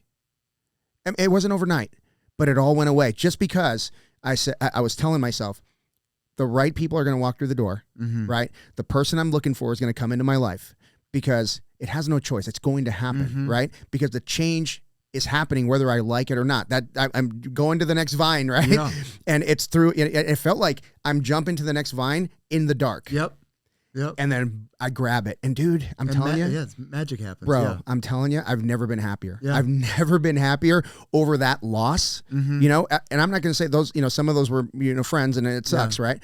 But what I'm looking at now is incredible. It's incredible, man. I've never been more excited, about any situation. So professionally, and it all starts with that change. And sometimes it's going to come in the form of, hey, you gosh, man, yours was a decision, a conscious decision. Mine was forced upon me. But in the back of my mind, looking back, I knew I wanted that change. I just didn't have the balls to do it. Right? So call it God, universe. I don't care, man. Yeah. The baby was born.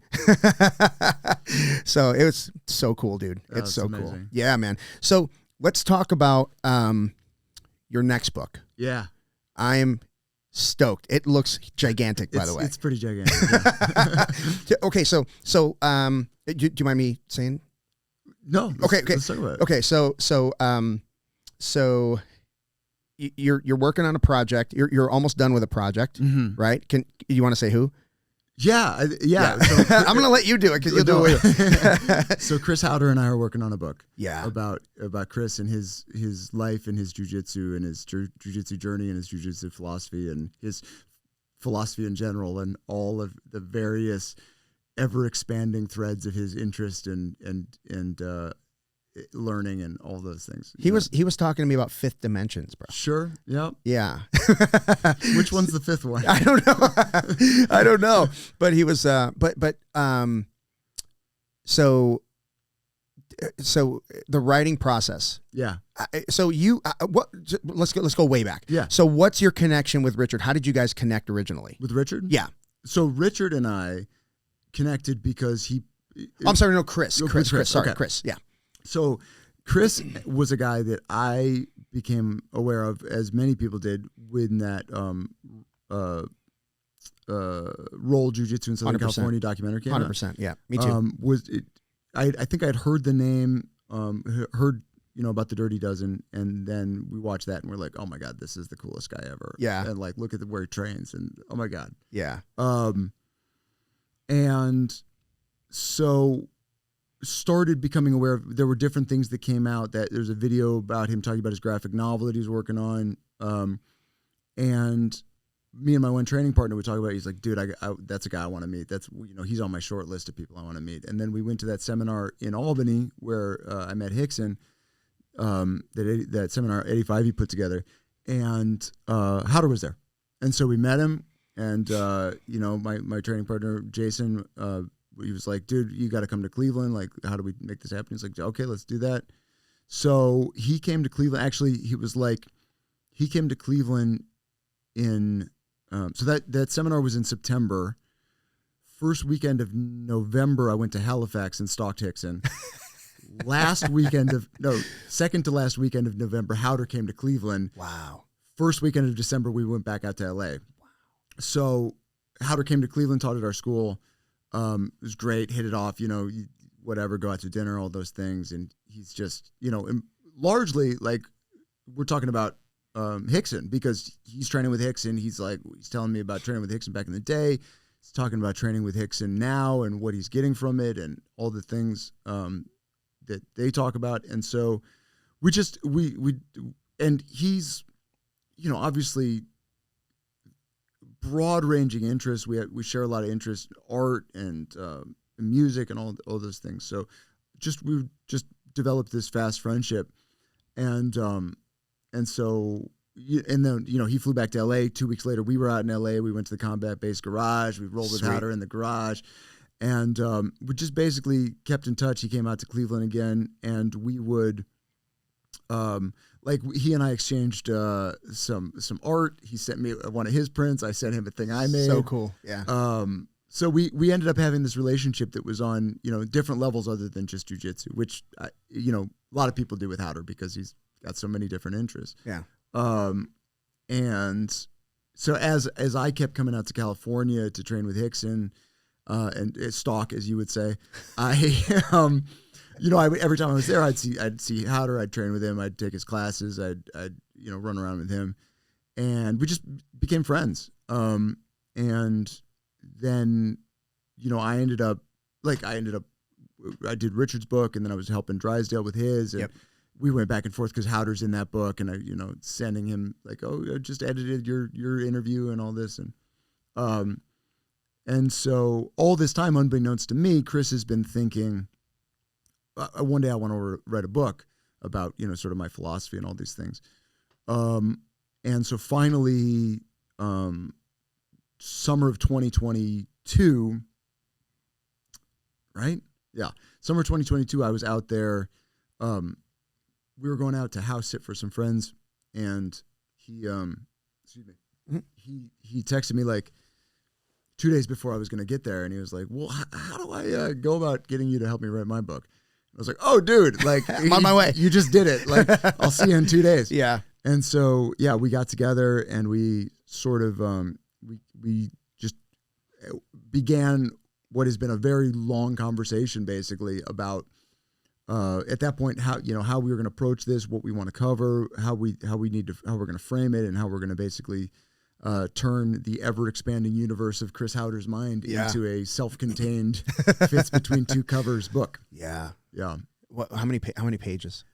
So what people have seen, anybody who's seen this, on my Instagram, I posted like three books. I saw that. Yeah, basic, just sort of placeholder covers. And what the book basically is right now it's divided up into 3 parts. And so as I produced each part, I had it, you can do these very short run printings. So I had each part printed and bound as its own book so that I could give copies to my different training partners and students and people I knew in jiu-jitsu who could start to read it and give me feedback. And which is, kind of normal process for me. And so people have seen like the 3 volumes and like, oh my God, it's a 3-volume book. It's not going to be a 3-volume book. It's going to be one book that's going to be quite thick. Page count depends largely on formatting. But put it like this. Richard's book was around 100,000 words. Howder's book's about 3 times the length. Wow. So it's going to be quite long, but it's not necessarily a question of just taking Richard's page count and multiplying it by 3 because, the margins, the font size, the line spacing, all those things. Yeah. We're going to shoot for around 700 pages, something like that. Is he going to do his own audio reading? I think we had talked about me doing it. Oh, that would be cool. Because I had I've had some experience. I've done a few audiobooks. And I have a guy in Cleveland I've worked with a bunch we can get together and get it going. But yeah, the plan is to do an audiobook as well. An audiobook that I really found interesting. I most of the time I'll buy both the audio and the paperback or hardback. Don't tell my wife. But the audiobook that I found interesting was David Goggins' Can't Hurt Me. Yeah. So he has his, I think the author did the reading, and then they did like almost like a podcast-ish kind of thing where they talk about the different chapters different chapters. I found that really interesting. I think that would be a cool freaking thing to have you and Chris just kind of go back and forth a little bit. Well, it's interesting that you say that because the last book I did was like a memoir with a guy named John Petrelli. I don't know if you've seen that. He had a rough and tumble kind of childhood. Was kind of headed down a bad path, headed probably for jail. And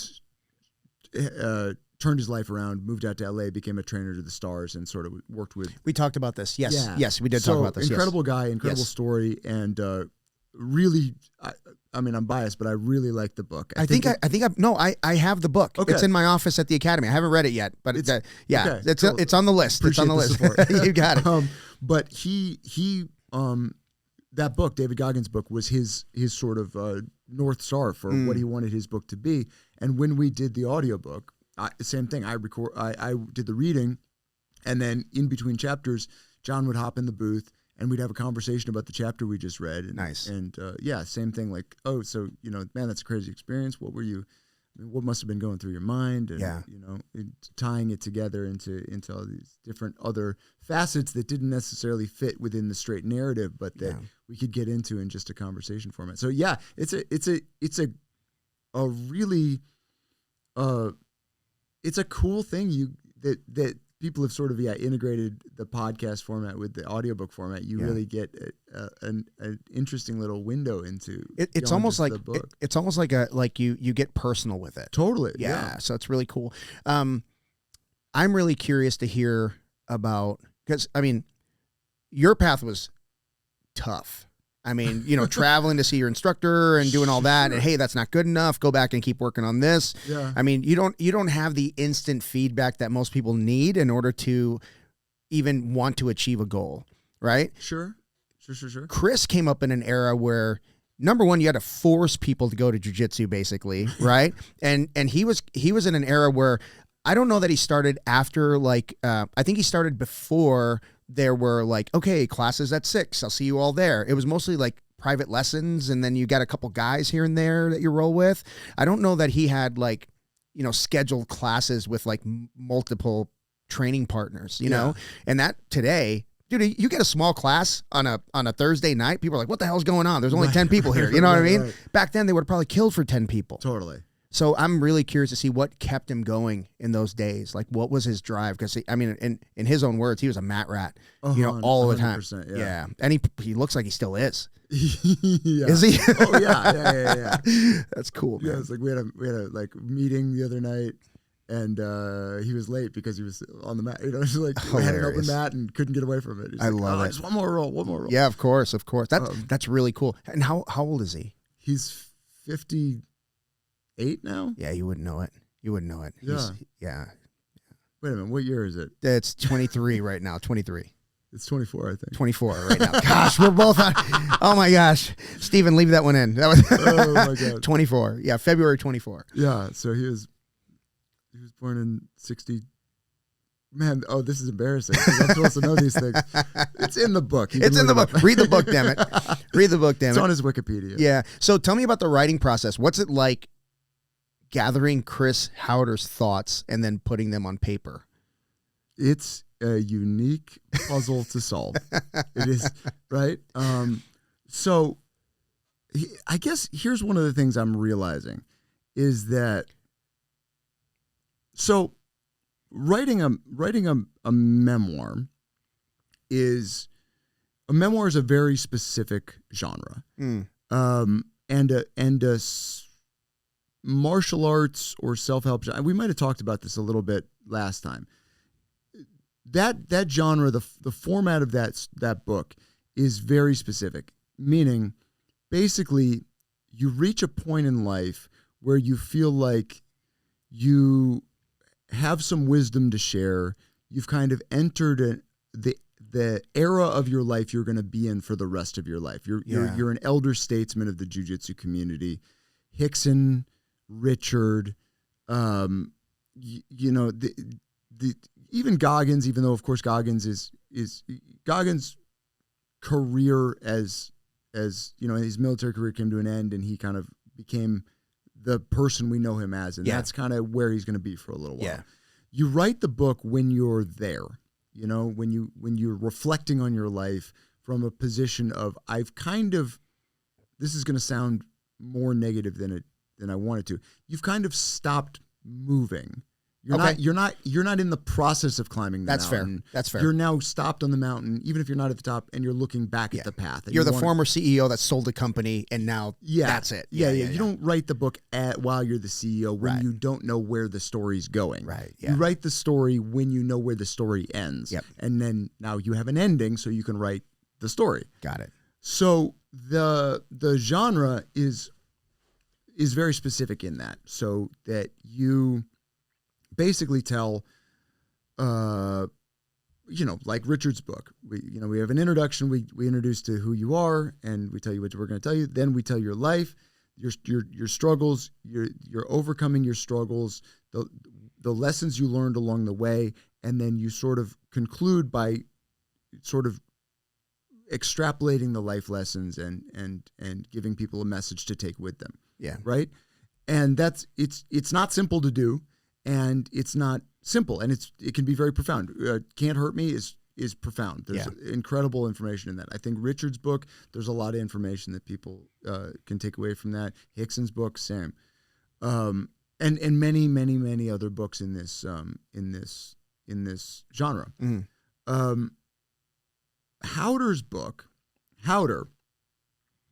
and we talk about this in the book, and you'll see what I mean when you read it. Howder is not done, right? Yeah. Howder is, and I've said this before, he's Captain Kirk, right?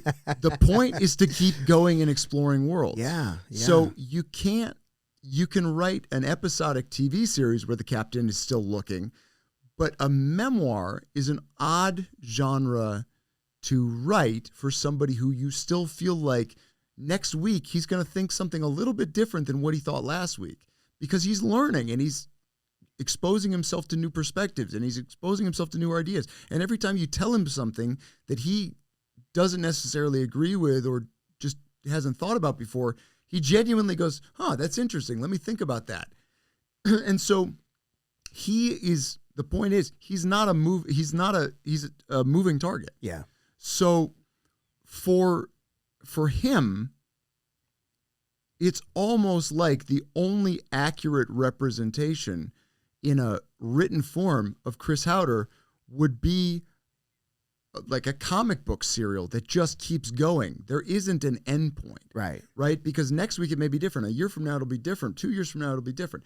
And I'm not saying that Rickson isn't learning. I'm not saying that Richard isn't learning and evolving. But Howder especially is such a curious, searching, exploring, intellectually omnivorous, specific person that you just kind of say, there's no back cover to this. Wow. Right? Yeah. So the puzzle of creating something that feels representative of him, but doesn't pretend to contain him, in the same way that every podcast he's ever been on, you feel like you got some of him, but God, there's more out there. For and sure. God, it's going to keep going. Yeah. So it was very important to me that the book we wrote had that quality and didn't pretend to be the definitive final word on Chris Howder.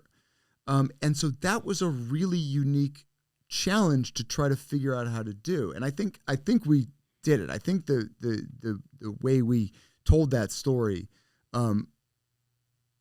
hits that note, which to me is the vital note to hit with. Yeah. Him, right? All of the experiences are fascinating. All of the ideas, the beliefs, his opinions on things are fascinating, but they're not him. He is a searcher. He's a seeker, and that's the thing that needs to be portrayed. I love it. And if that has an end point, something has been omitted. And so, not only containing him and organizing all of it, but also making it clear that the containment is an artifice of the form, but the reality is not the containment. Yeah. Right? This is the beginning. Even though this is 700 or however many pages, this is the beginning of Chris Howder. Wow. This is not the end of the story. Yeah. Right? So it's been a fascinating process to go through, and obviously it gets my wheels turning, and has been getting my wheels turning. So I am so eager for people to get a chance to read it, and I hope people love it as much as I do. I think it's I think we did something really cool. Yeah. And he's unique in that, like, obviously you can write a book about him, right? 700 plus pages. But if there was a documentary about Chris Hauter, you'd have to make another one. Like you said, 100%. because like, even though, yeah, I'm sure you take him through an awesome hero's journey. Yep. But there's many more to come, like you said. And he's just, I hate to just say a character, because that's such a, poor interpretation, but the way he grabs your attention and keeps it, and he's humble about it, right? Because I remember watching a video of his. He kind of took over this open mat at a one of those immersion camps. Yeah. And the barn speech. Yes, right? in the barn speech. And he's like, if you guys want me to shut up, just tell me to shut up, and you guys can keep rolling. And I was like, no, keep talking. Okay, cool, I'll keep talking. But that's that's the Chris that I don't know him personally, but I think that's not too far from who he is anyway. 100%, right? Yeah. So I'm excited for your book, dude. Yeah. I'm excited for it. Thanks, So it's man. gonna be cool. Anything? I mean, speaking of documentaries, is he interested in doing anything like that? Has he got anything like that in the burn? He's probably not shared that with anybody, I would imagine. I don't know. I don't know. Yeah. I hope that there are. I mean, the everybody's hope, right? When you write a book, is that somebody wants to make it into a movie. Yeah. And I think this would be anybody who's listening, I think this book would make a very interesting miniseries. Hell yeah. But I am hopeful that the book is part of, obviously many people in the jiu-jitsu community are aware of Chris, but I am hopeful, as I was with Richard's book, that this book will not only increase awareness of him, but obviously increase appreciation for who he is. Yeah. And it will generate interest and also serve as a proof of concept of the interest that exists for him, for this, this story, this character, this unique person. Yeah. And what was your... Was there ever a point when you guys were like, okay, we nailed this, we're moving on to that, and he comes back and he kind of revamps like philosophy or anything like that? Was there? There ever a point? You just outlined the struggle of the last year and a half. Yeah, of course, and I, no surprise. Yeah, right. I knew it was going to be like that. Well, it kind of helps that you knew him, yeah. Right? That helps. It helps that I'm comfortable enough with him to tell him, Chris, we can't do this, bro. No, you need to just cool it, man. Yeah, man. Yeah. So, how much of this was remote, and how much was this in person? Did you do a lot of it in his garage? I did a lot of it in his garage. Yeah. So paint me a picture what it's like being in the garage. It's okay. Here I am. I'm in Highland Park. It's an hour and a half from the beach cities. I'm house sitting. My girlfriend is so excited. We're going to go house sit in LA for 3 weeks. We're just going to have this whole place to ourselves. Yeah. And instead of hanging out with her, every day I get in the car and I drive an hour and a half through LA traffic to go sit in the middle of the combat base mats, surrounded on all sides by gis and belts and medals and artwork and posters from punk rock shows and weapons and that skull with the sword through it. Yeah. And just, all of it. And Chris, I'm sitting there with my computer recording the audio, and Chris Hauter's walking in a circle around me for hours and hours and hours, telling me everything from his thoughts on, quantum theory to, the time his neighbor's house burned down when he was 6 years old. Wow. I mean, and so it was, we got a lot of material that way. And then there were, a series of follow-up calls that we did. I can't, maybe a half dozen, but probably fewer. And then there have been other times, I came back out, we'll do a supplemental interview. Okay, we didn't talk about this. I want to talk about this. We'll get together and record another interview that, okay, this is going to go in this part and stuff like that. The bulk of the interview process happened in person, and then it's sort of been a mixed bag ever since. And then compiling material from, he had writing that he had done, sort of little the beginnings of ideas and fragments of things and little essays that became part of the material. All the podcasts, videos on YouTube, instructional stuff he's done, just accumulating all of that material and organizing it and figuring out how to structure it so it has a logical progression, and that we're balancing the chronology with the digressions, and that this event in his life brings up this idea, and we talk about that idea, then we get back to the life. So we're always oriented in sort of time and place. So yeah, organizing all of that material there's a lot of Hemingway once said he was in Death in the Afternoon, he said a lot of people think prose is interior design, but it's actually architecture. So there's a lot of figuring out how to build the rooms and how the rooms go together and what stuff goes in what rooms, and that actually made it sound like it was interior design, but I mean the opposite of that. Right. So just all of that. That's I said like basically Chris came and he dumped a huge load of wood in my front yard. And said, okay, build a house. And right. I built the house with the wood he gave me. Did he share any journals with you? No. I would imagine he would write a lot about just day-to-day stuff. He strikes me as that kind of guy that would have journals. Well, so a lot of the writing he sent me was he never mentioned journals specifically, but a lot of the writings are sort of I think he wrote all of it thinking that this would all become part, as many people do, right?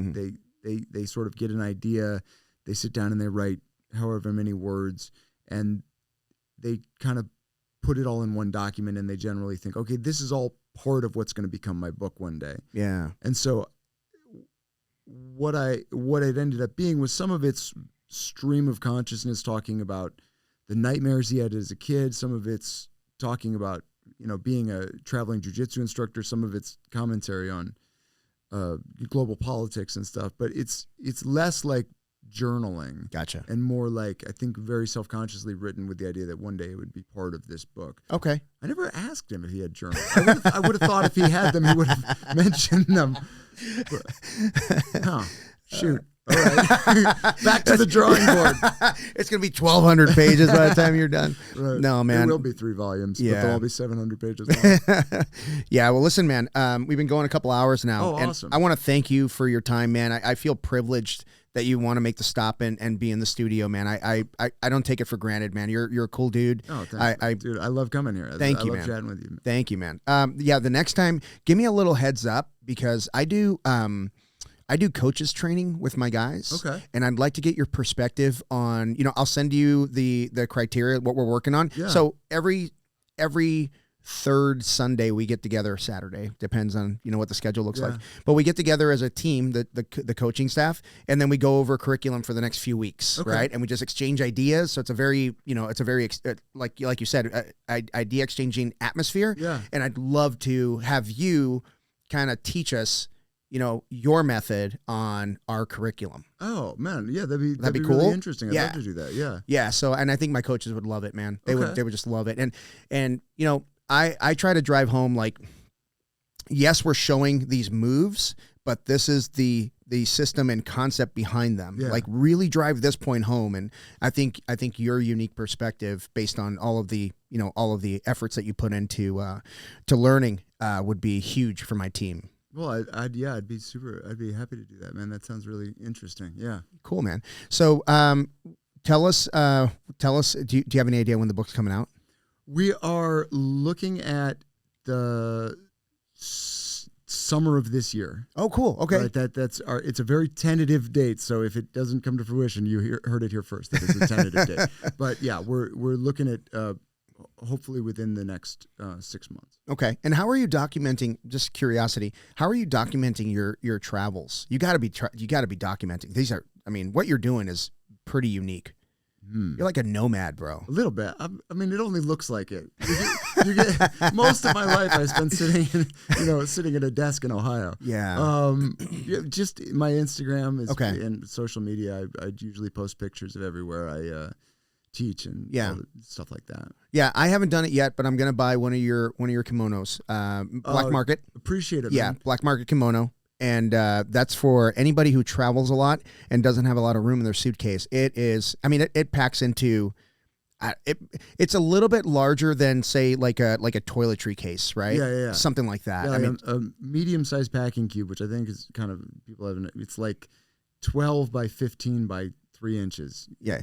It packs down small. And actually, so we now sell packing cubes that go with the gis. Oh, cool. And you can get the gi rash guard in your belt my A2 will fit inside our medium sized packing cube. Perfect. And it's like the size of almost like the size of a laptop case, but like thick. Yeah. And your Instagram Enclave? All my social media is at Enclave Jiu-Jitsu, and my website is enclavejujitsu.com. And then I have a website for my writing is scottburrauthor.com, and I'm also on Facebook with that at scottburrauthor. And then Black Market Kimonos is blackmarketkimonos.com and at Black Market Kimonos.